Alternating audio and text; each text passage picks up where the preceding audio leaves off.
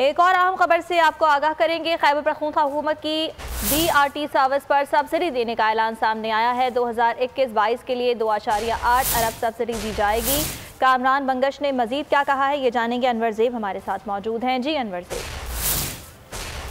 जी बिल्कुल, जब से खैबर पख्तूनख्वा हुकूमत का मेगा मंसूबा BRT शुरू हुआ है, तब से मुख्तलिफ मौक़ों पर ऐलानात सुने थे कि हम BRT पर सब्सिडी नहीं देंगे और ये एक ऐसा मुनफरिद मंसूबा है ये जो अपने अखराजात खुद पूरे करेगी। इसके साथ ये भी कहना था कि मुख्तलिफ प्लाजे हैं वो बन जाएंगी, तो इसका किराया भी BRT को आएगा, तो इससे इनके अखराजात जो हैं वो पूरे होंगे। लेकिन एक साल पूरा हुआ और इस एक साल के दौरान BRT ने जो अपने पैसे बनाए हैं वो सिर्फ 72 करोड़ है। तो इसी वजह से जो ये अफवाह चल रही थी कि BRT खसारे में है।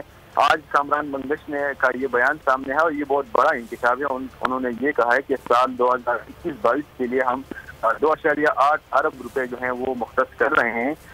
इन पैसों से जो BRT के अखराजात है वो कम। ठीक है अनवर ज़ेब, बहुत शुक्रिया। सब्सक्राइब करें और बेल दबाएं ताकि कोई खबर रह न जाए।